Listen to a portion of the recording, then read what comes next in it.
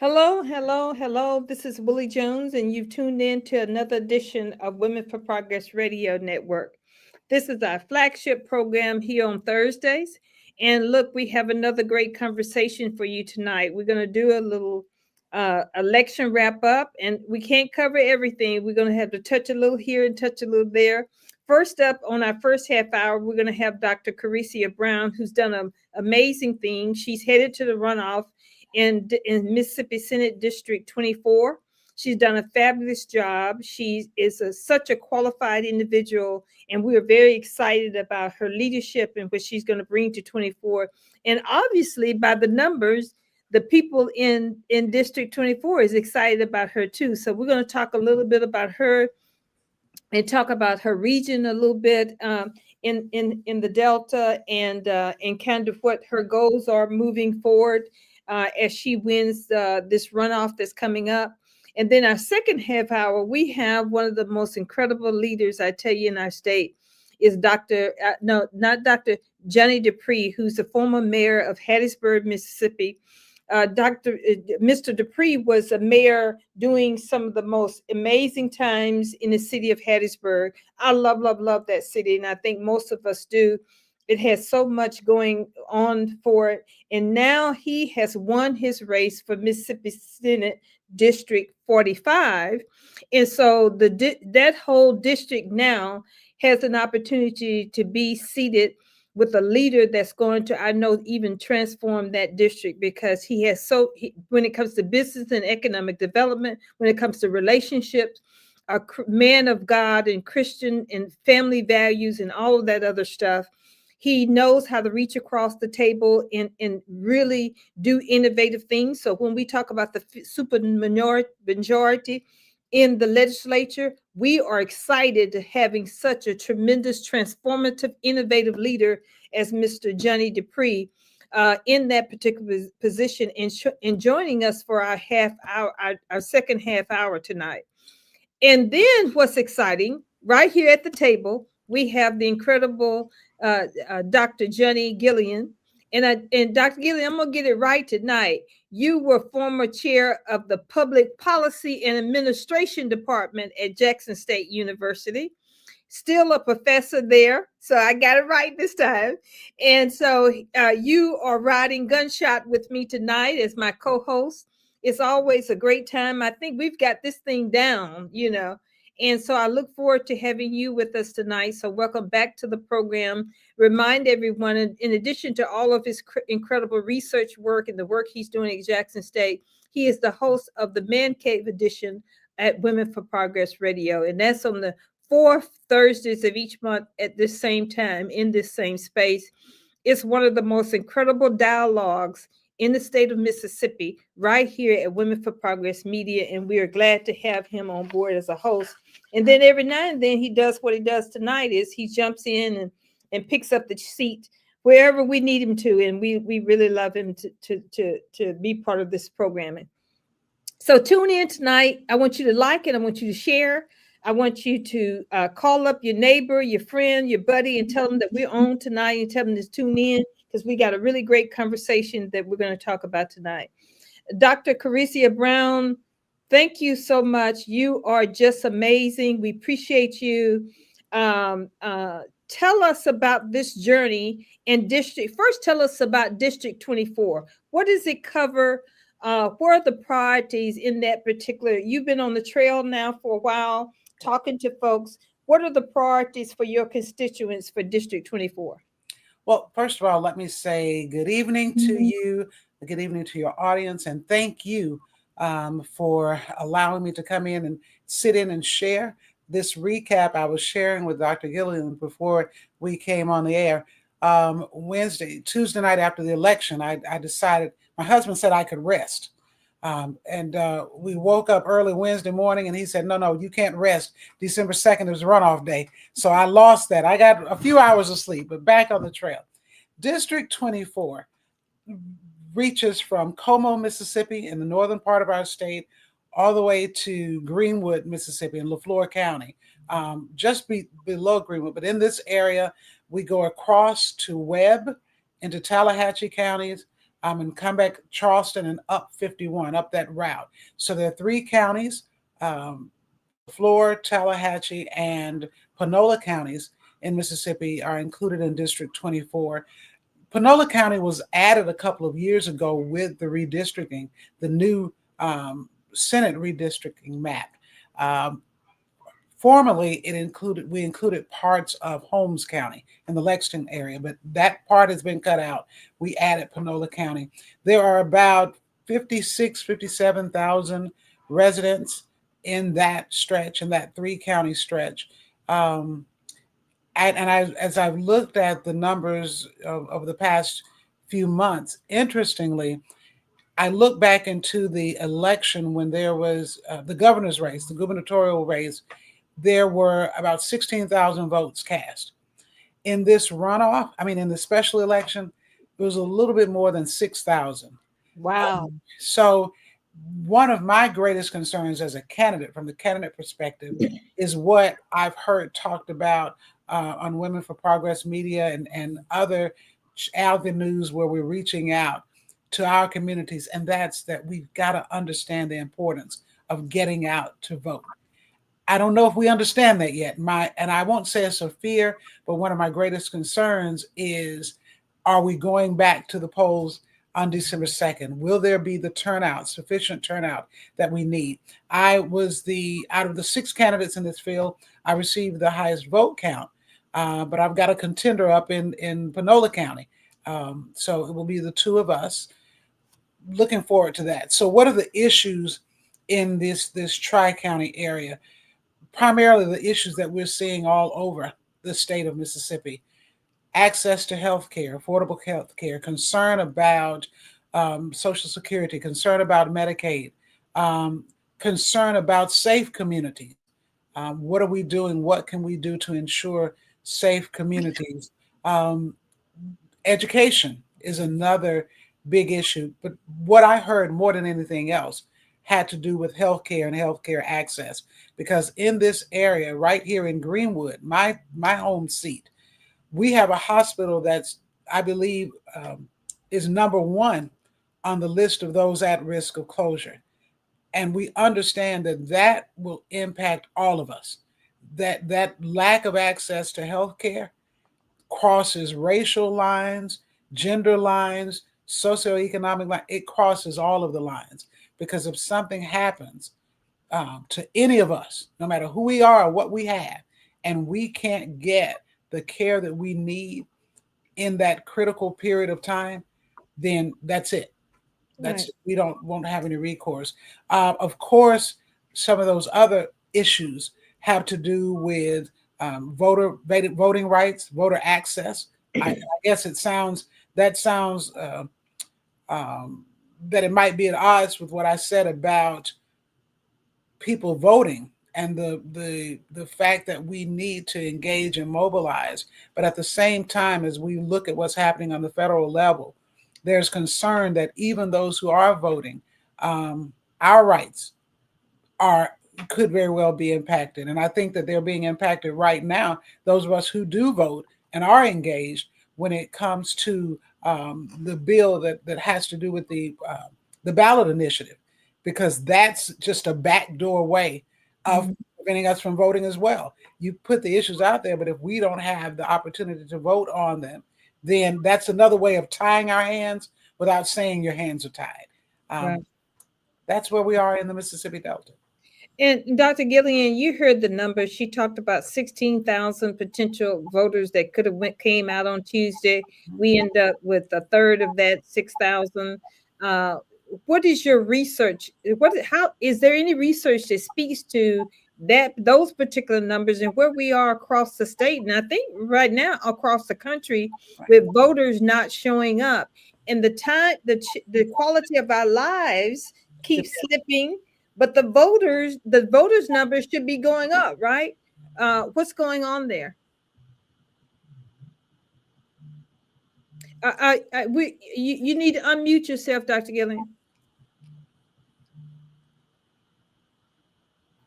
Okay. I always assume that people hear and see the things that I see. Hmm.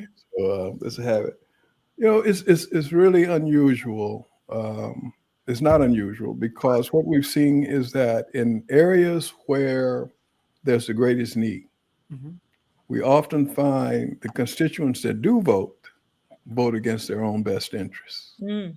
Okay, so that's one thing. The other thing is that uh, my expectations were that Mississippi would have followed the national trend.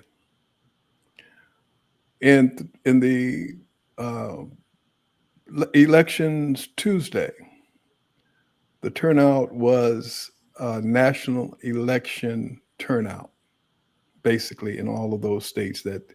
that did vote. In almost every case, Democrats won. And part of it is because of the cruelty that we've seen from this administration. I've heard people use the term brutality. No, it's cruelty. Mhm. It's actual cruelty.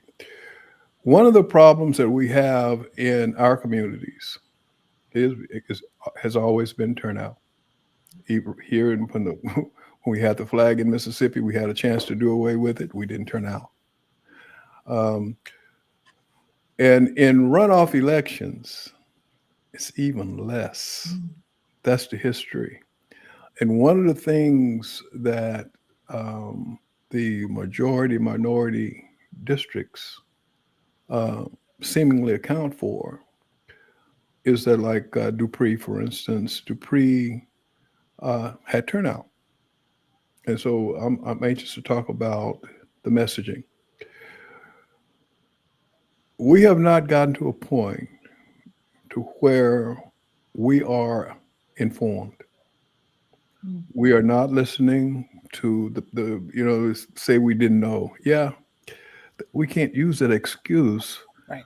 because the information Is there. It's is out. accessible. Right. It's not only is accessible, you have advocate groups and people that's consistently delivering the message, but we're not getting involved. And what I hope, Dr. Brown, is that your groundwork is going to speak for you in this runoff. I hope the enthusiasm for you stays there. And part of that is going to depend on what type of ground game that you have. And obviously, you have a ground game, or you wouldn't have been leading Mhm. in the election on Tuesday. And Your Dr. Brown, you started this thing to piggy off what Dr. Gillian said.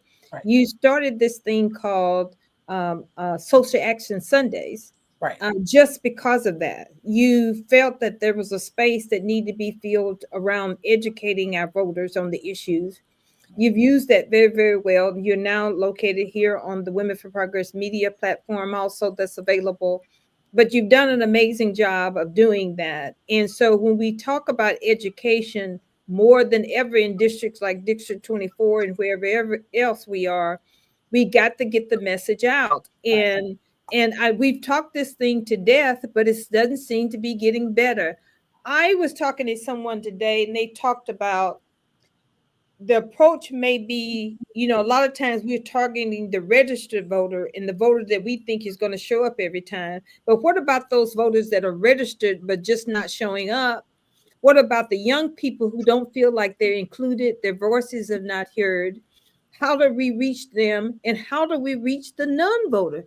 He or she is registered, but they didn't vote last year. They didn't vote the year before that, but they're still registered. But they, for some reason, they are not getting to the vote. And I don't even want to talk about motivation Right. because motivation doesn't get it. You got a reason, a premise to get out there and vote. And I think you've hit on something. I have to back up though because I can't accept all of the credit for Social Action Sunday. That was born prior to my candidacy, and it was born out of my work with my sorority, Delta Sigma Theta. Our social action committee, I chair the social action committee.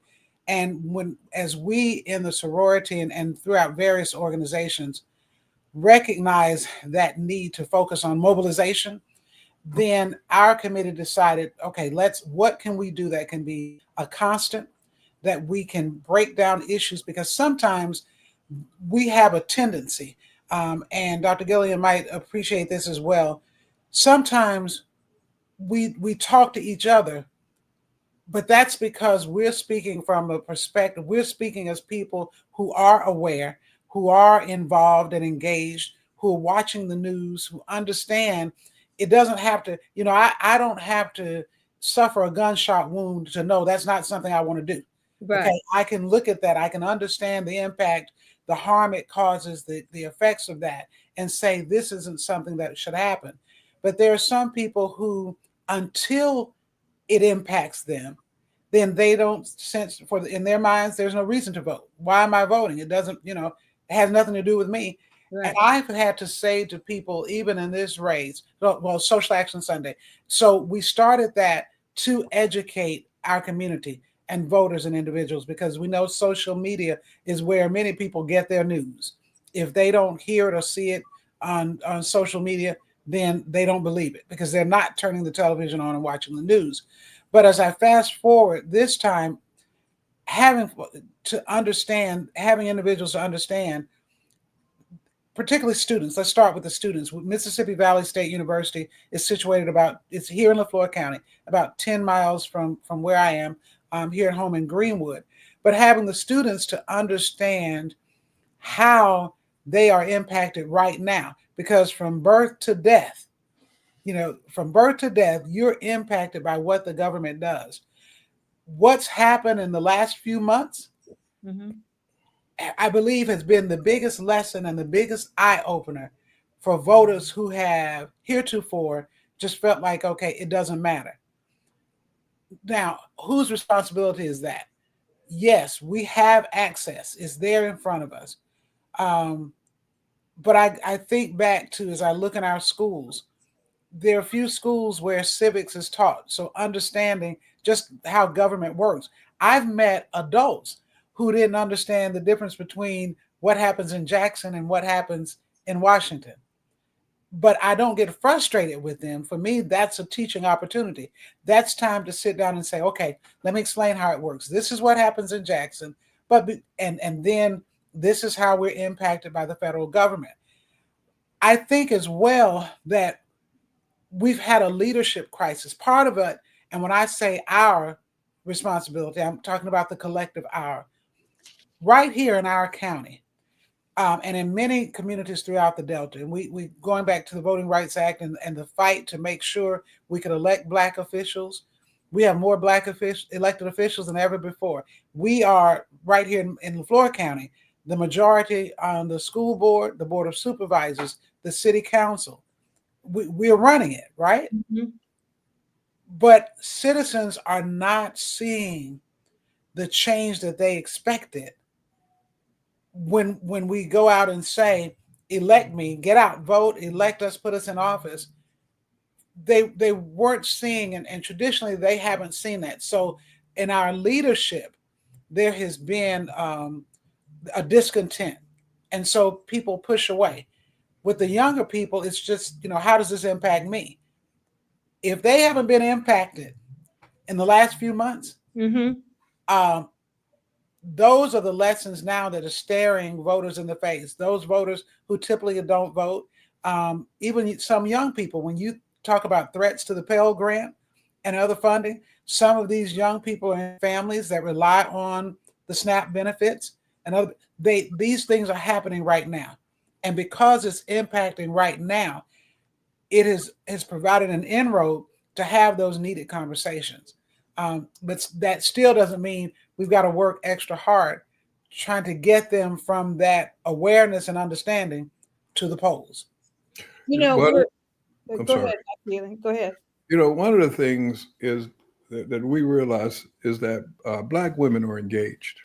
Black Mm-hmm. women, Black women are voting, and that 1,600 that you mentioned earlier, probably the majority, a very significant number of that group are women who's not been part of the process in the numbers that should be have been Black men. And part of it is, I know that in the early days of the struggle, there were more and more Black men that were involved. I'm finding them now disengaged. That 16,000 that you mentioned, how many of them were Black men? That is an untapped resource. Wow, wow, wow, wow. And so at some point, whether it's the ground game or what, we have to figure out how to tap into that group because it is a significantly sized population. And for us not to make an attempt to attach them, we do that at our peril. And So I love that. I don't. This is the first time in a while that I don't know if I've heard that lately. That says that we need to target Black men. My goodness, and just think about our husbands and our young people and etc. Now, Miss Brown and I have been talking a lot about how do we set the stage for young people to start doing just like we're doing right here. They're doing their own thing now. Don't believe me, they own podcasts and they're on TikTok and they're on Instagram. They're doing their own thing, their own show, and they're speaking to their people. But we need them to speak to us. Right. We need them here in our space because we're wondering what are they thinking? Why are they not showing up? And they were 15 minutes around the pole. We're thinking so we need to understand that so we can better engage them and help them understand that we need you here. Right. You're our future, and we need to engage that vote. So I love that idea, Dr. Gillian, about Black men. But one thing I do see as a women-led organization is I see more Black men supporting us as Black women. I'm excited about that. absolutely, Yeah. absolutely. The thing is that historically, Black women have been the backbone of almost all of the movements. They were always in the background. They supported when the guys were there. They were supporting them. They were out front. They handled the logistics. They did all of those kinds of things. So it's about time that Black men support Black women. Yeah. And we have moved from that stereotype of where we've been the men should dominate. Basically moved from that, but there are some groups among us that still struggling with that. But we need to find out where these guys are, and we need to go meet them there.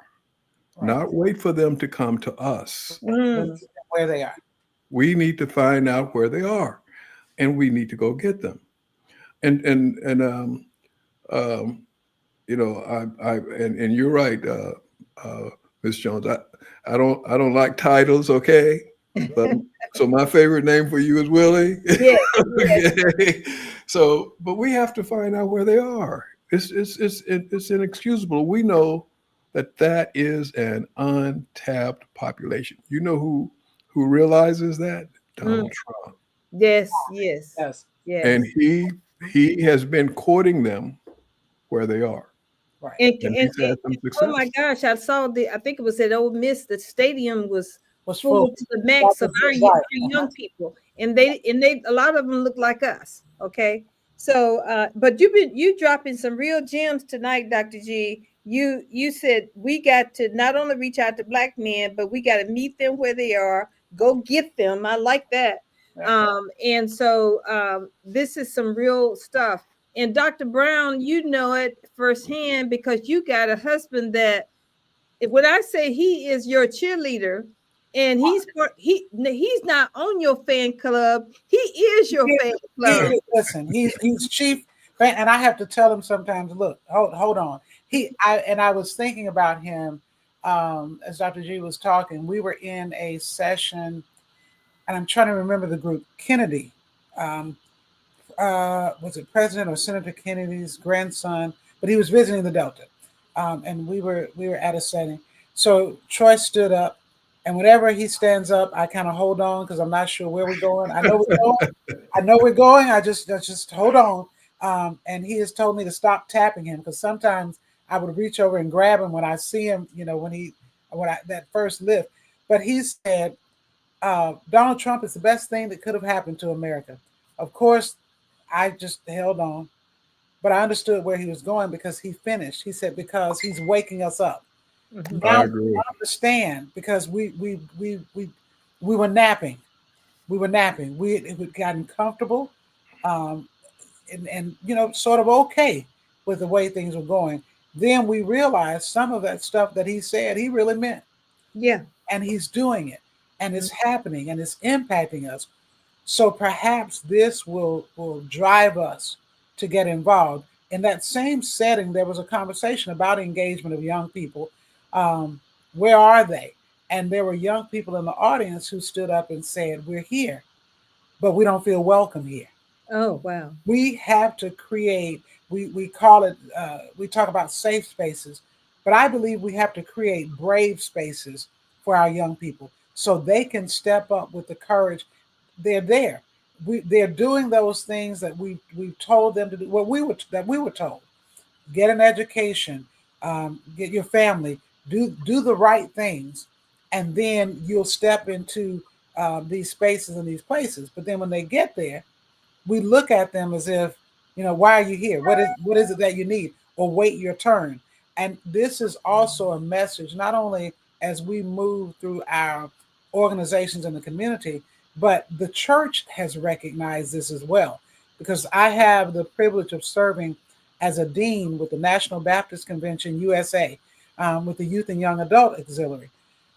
One of the things that we are very intentional about is making sure that young people are leading and Mhm. engaged. Each Mhm. of us has been challenged and charged with identifying a mentee, identifying a young person that whatever our role is, whether it's dean, instructor, leadership, wherever we are, to make sure there's a young person or a young adult side by side in the organization in Delta Mhm. at the I'm part of the regional leadership team, the same charge.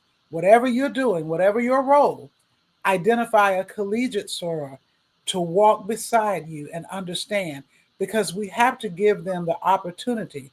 We talk about teaching and opening the door, but we have to create those opportunities and allow them to step up and speak up. And I believe that the potential is there, but we have to open the door and let them in and invite them. And as for me, have to go get them. Mhm. We had I've not gotten the final numbers for a precinct. We actually have a precinct on the campus at Mississippi Valley. I was on that campus for 24 and a half years. There were times when we didn't have 100 students to vote. For me, that was as much an issue of what the students weren't doing as it was an issue where the faculty, where were we? Because when I was a student at Rust College, voting wasn't an option. You registered when you got to campus. And Mhm. we had faculty who, election day, not only did you go to the polls and vote, but you got on vans and went into the community. You assisted the elderly of those. We had to walk the streets. And there are quite a few streets in Holly Springs, Mississippi. But Mhm. we had to walk those streets as students knocking on doors saying, "Did you vote today? If you didn't, there's a van out here waiting for you." That was the engagement that was expected of us. So I believe that the responsibility, it goes both ways. They have a responsibility to come, and if they're not coming, we have a responsibility to help them and make them aware of why they ought to come. Right. May I suggest a place? You have several days left. Mhm. Okay, so I was watching the Nancy Pelosi announce her retirement today. Yes. Okay, and one of the things that they said about her was she knew everybody in her district. Mhm. One of the places that I would like to suggest to you to start, find the most popular barbershop,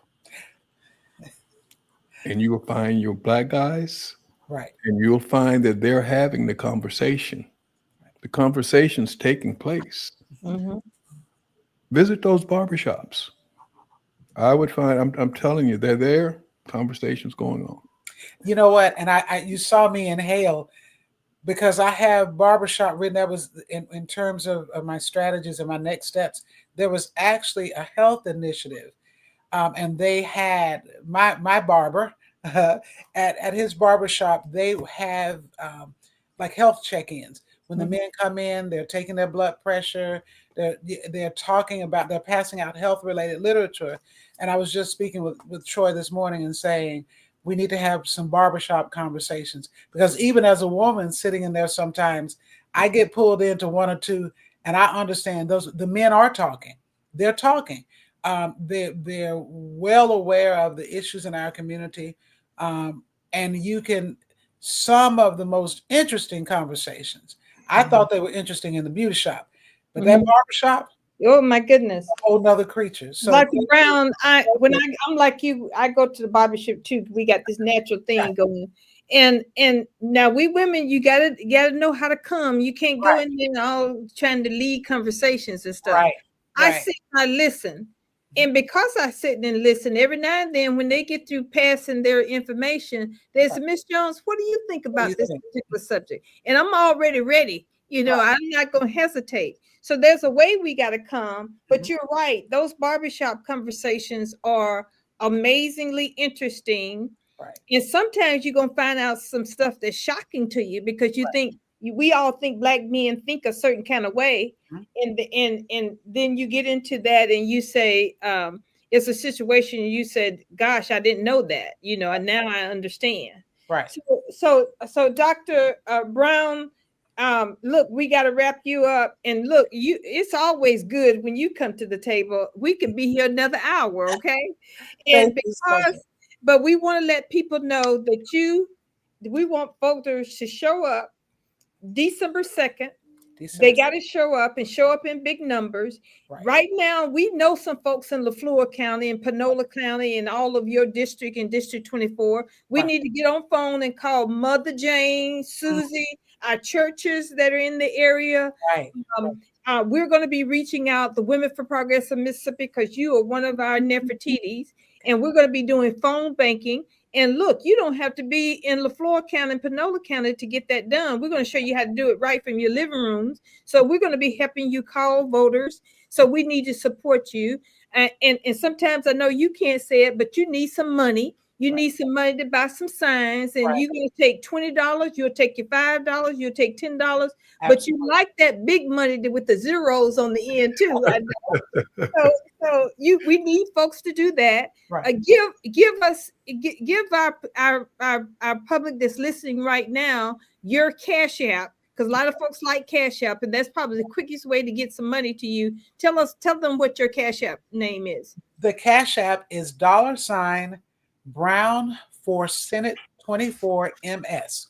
So $Brown for FOR Senate 24 MS. And Is that the number two? yes, 24 24. 24 MS. Okay. Right. Brown for Dollar Senate sign 24. Brown for Senate 24 MS. And I'm Yes. going to type it here in our feed link too, where people are listening. Thank you so much, Mr. Nelson, for joining us. Thank Miss Spencer for joining us. Thank so many are popping in tonight. I'm not going to call on everybody because I'm going to miss somebody. Thank you, Miss McDowell, for tuning in. There's so much love for you, Dr. G. I'm gonna have to bring you back on another show. Everybody, you can't go tonight. You are a superstar tonight, in addition to Dr. Brown. So thank you so much for joining us. We're going to share this Cash App. We want people, look, whatever you got available. We don't count folks' pocketbooks and Right. your wallets, but whatever you got, if you got 10, you got 100. Look, sometimes you say, well, I've been holding this money and I need to go do this with it, or I got this suit I need to get. But you said, I'm going to break it off for Dr. Brown because I want her to win. That's Go right. ahead and do that and get your suit next month. And so we need your support. And look, signs cost the yard signs is about $5 each, right? Right. That's right. And then the larger ones, those signs go up because I have some 4x8s that are about $60. But listen, every gift counts. Yes. Every little bit counts. And if you cannot give financially, you can give your time. Pick Yes. up your phone. If you know folks in Panola County, Tallahatchie County, LaFleur County, Mississippi, call them and share the imperative of getting out that vote. December 2nd, we need to treat it like November 4th. Yes. And we have to go and do what's necessary. But again, thank you so much for the opportunity.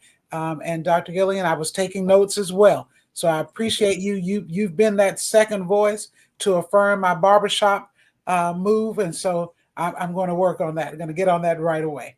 Right. Well, great. Thank you so much. And I might Thank you. ride up to your barbershop and we go in together and get us a haircut. That's right. I know we'll be able to But do plan that. the day because you have to sit there a while. Right, All right.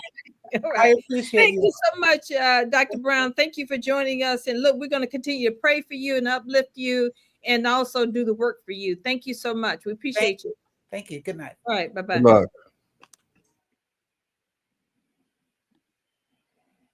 Hello, hello, hello.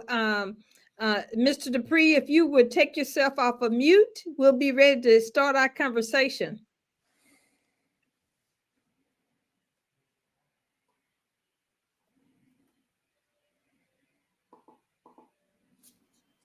Okay, great. Welcome to Women for Progress Radio, Mr. Dupree. How you doing? Dr. Dupree, do we have you? Can you hear us? Hey, there you go. Sounds like we got you now. Dr. Dupree, can you hear us? Hello, Dr. Dupree, can you hear us? Testing, testing.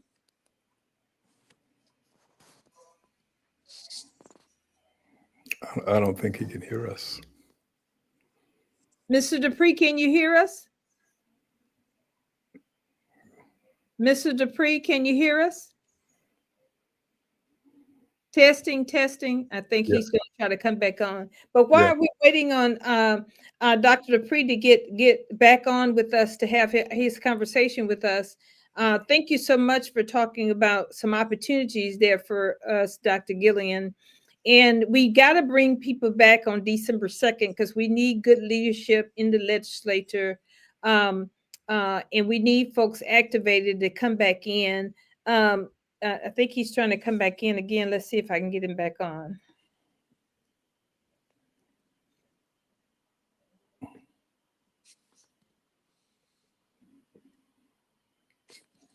Dr. Dupree, can you hear us now?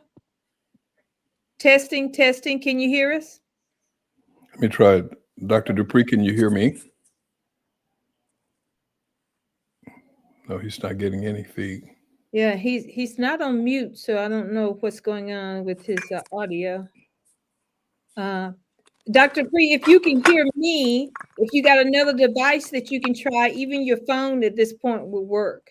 If you want to get off your laptop and try something else, let me know. We can hear you.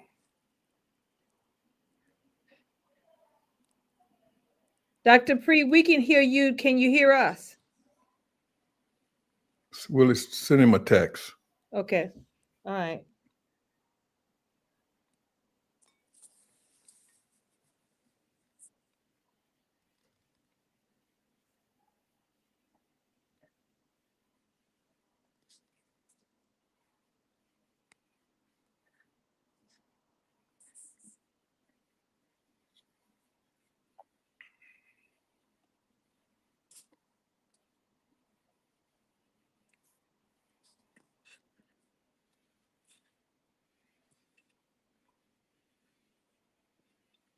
And to remind our audience that we're waiting to get connected with Dr. Johnny Dupree, the former mayor of Hattiesburg, Mississippi, who has pulled out and won his race for Mississippi Senate District 45.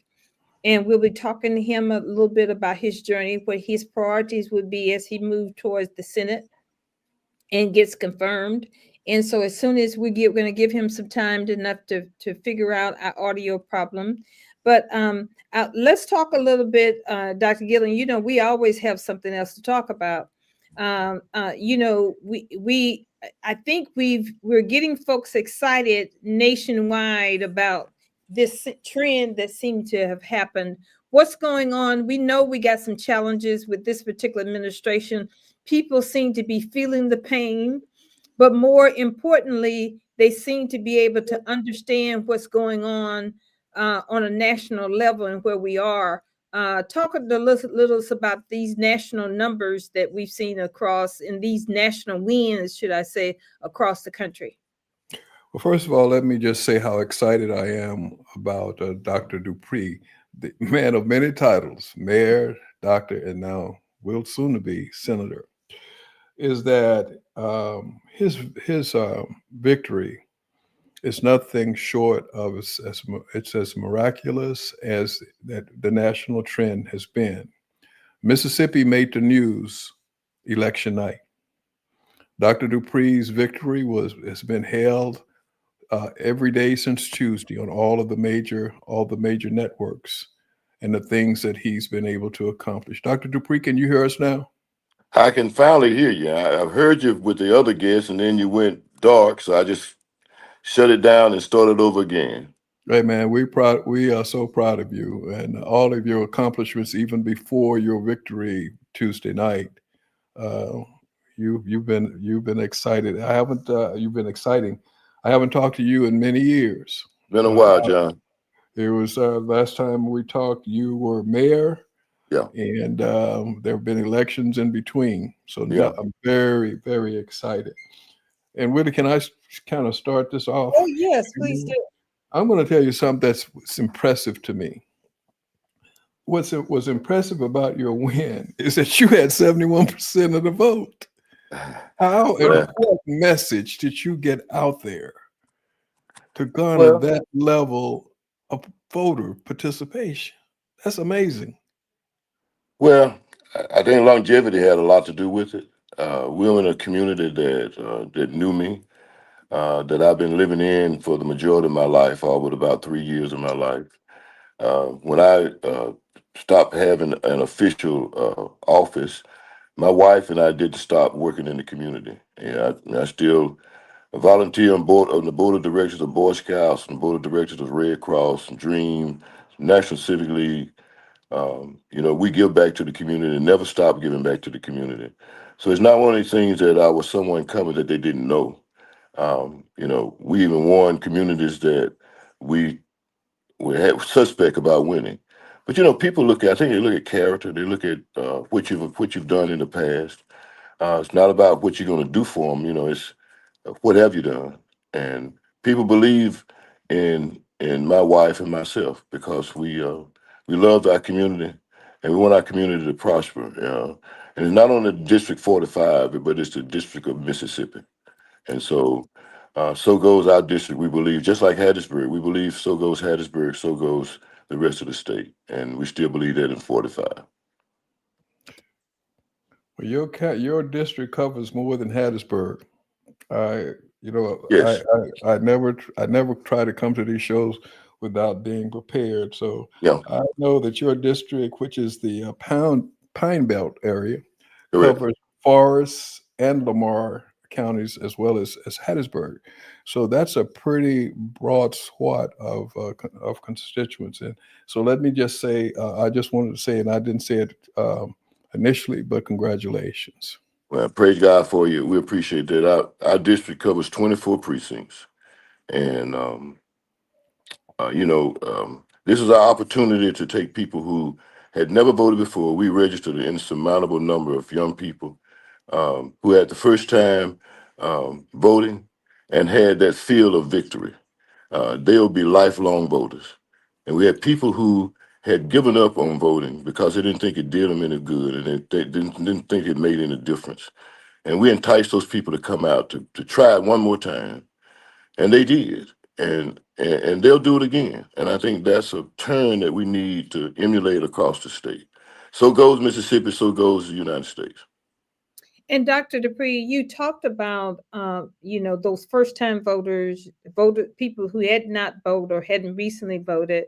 And I think one thing that when we think about you and your leadership, also those of us who know you, you served as mayor of the city of Hattiesburg during a very, I want to say, revolutionary time. When we think of Hattiesburg, I think what was example through there, and this happened during your terms as mayor, is the growth, the economic development that you Yes. helped create in Yes. Hattiesburg, the workforce that you helped create in Hattiesburg, the quality of life is just I mean, the restaurants, the beautiful restaurants, the shopping. I used to years and years ago just drive to Hattiesburg for a little weekend getaway Yeah. because Yeah. you had so much going on. You Yeah. have beautiful parks, beautiful festivals, Yeah. markets.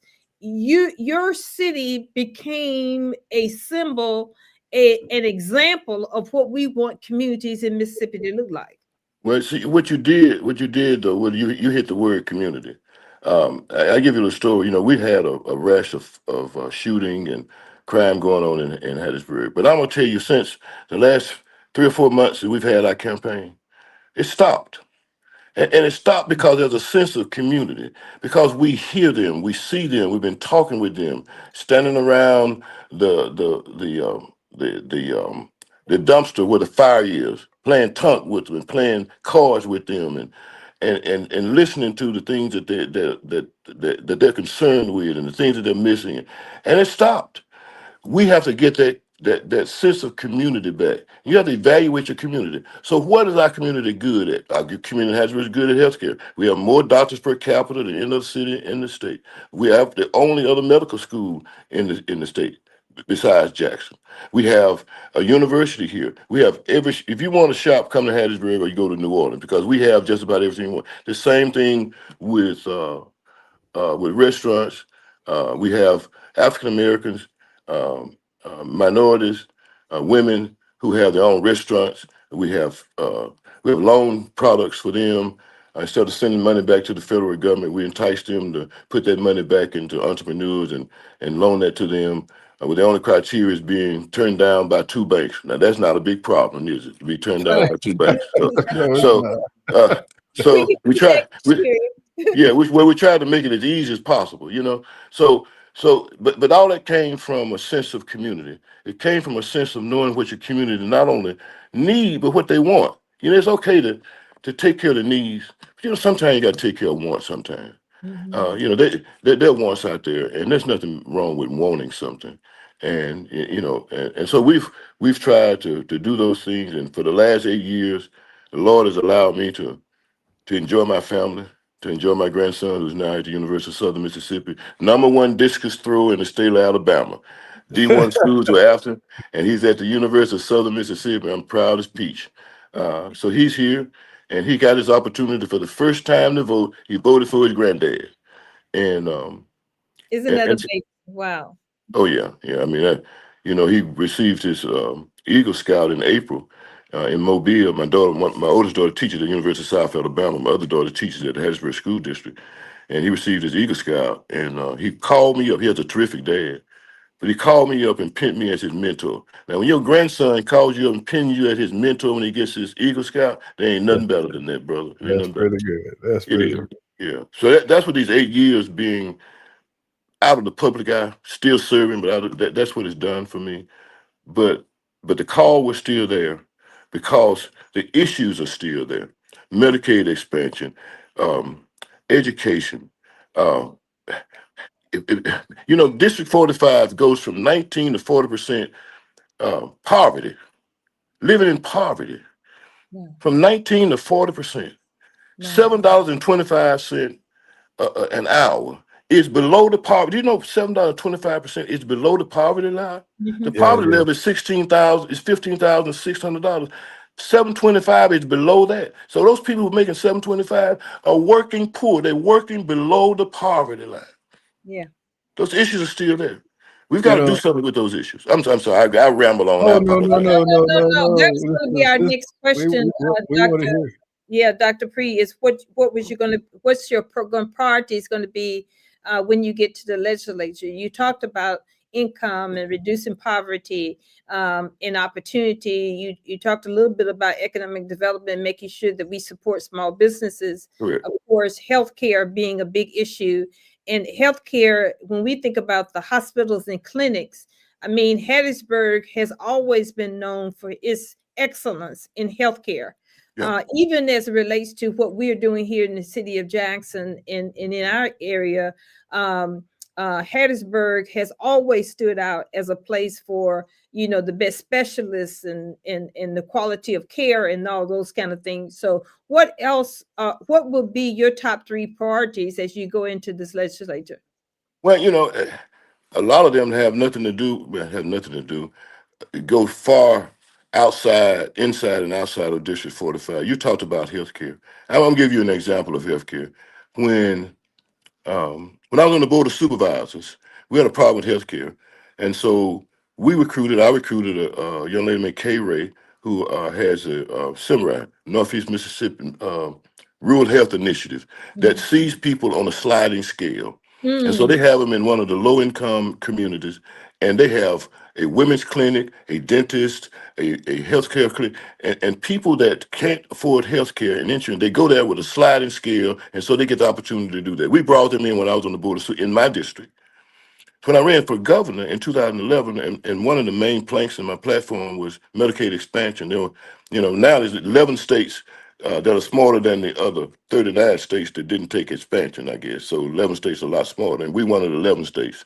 And so when we didn't win, I came back to Hattiesburg, and and and and, and was able to encourage my council to help me open up a health clinic for the employees of the city of Hattiesburg. So Mm. we hired a clinic, we hired a phlebotomist and a nurse practitioner, and opened up the city of Hattiesburg employee clinic. And they all now go free. And if they have family coverage, the families go free. So they don't have to go to the emergency room to go to the clinic. The emergency room is now not the clinic. The clinic is the clinic, and they Mm. don't pay when they go. And they don't get docked when they go to the clinic when they're on the clock. They go to the clinic because it's for us to go. So what happens? Productivity went up, absenteeism went up, children are healthier, employees are healthier, and guess what? Our insurance premium went down. So we save money, and the people are healthier. You got to have people willing to. You got to have people that have gone through the process of working with local government to know how to solve problems, or at least can go where to go to solve the problem. Because there's nothing new under the sun. Something has already been solved before. And so we did that. Now we have a problem with healthcare where you're in North Mississippi. You have one hospital that delivers a baby. You have hospitals that are closing. We have the largest number of emergency hospitals in the United States. And what is an emergency hospital? Well, that's a hospital that used to be a hospital, but now you can only go there and stay 24 hours and they ship you off somewhere else and pray you make it. Yes. Got 23 hospitals that are on the verge of closing. Yeah. That's where we are right now in Mississippi. We got to figure out how do we make a difference. So how do we do that? We Well, do that. I'm I'm sorry. sorry. Go ahead. Go ahead. No, you already made a difference. Well, We're going to talk about a little bit about the broader impact of what your election means, yeah.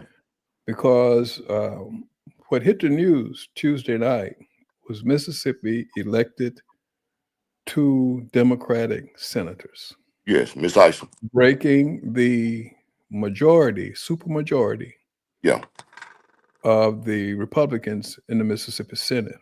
Yeah. So my question to you is, what does that mean of no longer having Republicans as a supermajority? Does it empower your district? Does it empower or mean more resources to the city of Hattiesburg, Hinds County, city of Jackson? Uh, how how important is it that the supermajority of the Mississippi Senate has been broken? Well, I told you I'm on the board of directors of the Boy Scouts, and I've been on that for 30 years. You can take two sticks together and you rub them together, you Okay. know, and you end up with something that people relish. That's called fire. Mhm. That we almost can't live without fire. And so you take two things and you oppose them by rubbing them together in opposite directions. And the product is fire, which is better than that one stick by itself or the other stick laying there by itself.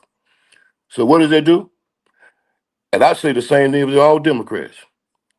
When you have one voice that's going to make all the decisions, you don't have a democracy. A democracy is when people get together and they dialogue, they converse, they discuss. And most of the time when they do that, whatever they go in with, whatever they come out with is better than what both went in with. That's how you benefit. And 45 doesn't benefit, 22 doesn't benefit, whatever. Mississippi benefits. Because now we're talking about what benefits Mississippians, not in a single district, but what benefits Mississippi. So every there are there are 40 states, or maybe more than that, that um don't charge grocery tax. Okay? So we pat ourselves on the back because we came out and said, well, we're gonna go from 7% to 5%. Oh, hallelujah, what a great thing. But you got other states out there that don't charge a dime. That benefits every Mississippian. Now, if we had gone in and when the Republicans or whoever, even the Democrats, said we want to reduce that to 5%. If somebody said, you know what, why don't we go to zero? Maybe we would have gone to zero. Or maybe Mhm. we gone to two. Or maybe we gone to three. That's what benefits. And that benefits every Mississippian. When you have dialogue and when people can't just do what they want to do without somebody saying, okay, let's hold for a minute. Hear me. And they got to hear you. And you can say, well, you know what? I don't agree with that. So I think we need to do something else until we find a way to agree. That's what I'm talking about. That's Yeah, what I and do. that's what we're excited about it, Dr. Dupree. We're excited about your innovative way of thinking, your community way of thinking, and also thinking outside of the box. Because year after year, we go into the legislative session and we have all these buzzwords, healthcare, Yeah, Medicaid expansion. yeah. All of those are nice buzzwords that we're used to hearing. But when we come out of session, we're back at the same table talking the same talk. So I'm excited about your leadership and what you bring to the table to say, uh what about this, Yeah, what about yeah. doing it this way? And that's what we need. And I believe I can safely say, and I think most of the voters, if you got 71% of the participation, I know they're thinking the same way, is we need a new form of leadership in the legislature. And we're excited about hearing how you would link hands with the others there, a Democrat, Republican, whoever it is. And it sounds like you're going to be saying every single time, what's good for Mississippi? Yes, ma'am. What's We good you for know, even if I don't know the way, y'all heard the old adage that you five people in the forest, nobody knows the way out. Mhm. You got one person who don't know the way out either, but he said, let's go this way. And the other four follow. Because at least somebody has got to lead. Now I want to get this straight too, because I don't want people to go out here saying that Johnny Dupree is going up to the state capitol to try to lead anything. I don't want to lead anything. I want to go over there and talk about solutions. I want to talk about how we solve problems. That's what we did as Mhm. mayor. We were problem solvers. I want to talk about how we problem. I don't want to be a chairman or anything. I don't want to be. I want to be Johnny Dupree, citizen legislator. That's what I want to be. Because I don't want people to think I go up there barking out orders or do anything else. I want people to think about how do we make Mississippi better. That's all I want. That's all I Well, want. well, one of the things for sure is that there was a question about um, the Fifth Court's ruling Yes. about representation, and one of the ways with all of that's going on in the United States regarding redistricting, that's taken place, is that your election allows Democrats in the Senate to have a voice in that. It does. It It allows does. that, and so that was one of the. I had a conversation with one of the members of the House yesterday, Hmm. and the concern is that what the reaction of the legislature is going to be regarding the districts and what happens if the Supreme Court um, does something with the Voting Rights Act. Mhm. Mhm. Your election makes it more difficult for this situation that we're currently in. Let's not call it a situation. This is an upgrade uh, to be changed. You will have an opportunity to have a voice that will Yes. be heard. One of the disappointing things for me was that I had started to work with the Mississippi Black Caucus. Mhm. The uh, lieutenant governor came out of the House the minute that they went to the supermajority. Mhm. That they no longer had to listen to anything that the Black Caucus had to say. The Right. word is that they were irrelevant. Right. What your election does, it changes that conversation. Yeah. And you should be really very proud of your accomplishment. Well, I'm proud of the people who elected Miss Isom and who gave me the opportunity to go up there and represent them as well. Because this is not the first time we sued. This is the second time we sued this district in order to be where we are today. It's Mhm. not giving up. It's being tenacious about the things that move us forward, the way our forefathers did, and you know, we had a young lady, Miss Damer, Miss Ellie Damer, whose life was taken from him much too early, and she's 100 years old. And Miss Damer did an endorsement for me, 30,000 hits on my Facebook, Wow. 30,000 hits on my Facebook. That's how important it is. That's why we can't give up. Because if we give up, what you just said, John, what you just said, we'll be there again. If Section 2 of the Voting Rights Act gets repealed, we'll be that back again because we'll be trying to fight for the courts. It's in our hands locally. It's in our hands locally to make sure, regardless of what happens in the Supreme Court, that we can chart our own course for the future. And we got to stop. We also have to stop sending people to state offices and federal offices that have no connection with local government. That is the connection. You should send people there that have some kind of relationship with whether it's the county or the city or the schools that have some interest, have some experience with them. Because when they go there, then they can empathize, sympathize, or at least understand what these people that they're representing are going through on a daily basis. Yeah. Well, we're down at our bottom of our hour, Okay, Dr. Dupree, and look, we want you to know that here at Women for Progress Media, you have always an open seat. We know that now that even before today, but definitely moving forward, we would love to see you whenever you got something to talk about, you want to share, and I know you'll have a lot I will. because you are what I love that you said, and I wrote it down. So you're going to hear me say it again. You want to be a citizen legislator. I love that. Yeah, I love yeah, that. So we yeah. know we're going to be seeing more of you here at our table. And don't wait on us to call you, even though we will be calling you. But please call us. And you've always been a friend and a supporter Yes, of Women for Progress and Women for yes. Progress Media. So we appreciate you so much for being Thank you example all. for us. Thank you all. God bless you. Y'all have a Yeah. wonderful holiday because it's upon us. Be blessed. Yes, thank you so Love much. your Dr. love D, your do love you your have some? Go yeah, ahead. love your enthusiasm. It's Amen. I love, look, two days are special in a person's life. The day you were born and the day you find out your purpose, why you were born. I know why God put me on this earth. I enjoy what I do, man. I'm Lord, absolutely. I enjoy it. God bless y'all. Thank We you. love, love, love you, Dr. Dupree, and we love that wife of yours too. So hello, I hello. can't tell her that, man. She already can't get her head out the door. I can't tell her that, man. God bless you all. You Thank too. you so Thank you. much. Thank All you so right, much. then. We'll keep Yeah. praying for you. Thank you. Please do. Please do. Dr. Gillian, thank you so much for riding gunshot with me tonight, and it's always a pleasure. And it's always you bring such excellence to the conversation. Thank you for being with us tonight, and we appreciate you. Okay, have a Thank you. great week.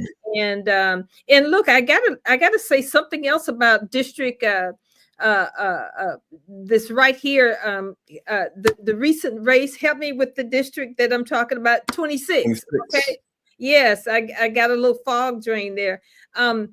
We, of course, District 26, we want to shout out to Miss Teresa Kennedy, who ran an amazing campaign, and she's an amazing leader and a community champion. We did not get the numbers we expected, but we got 2 more women that are in this race, both qualified women to win and run, to run and win.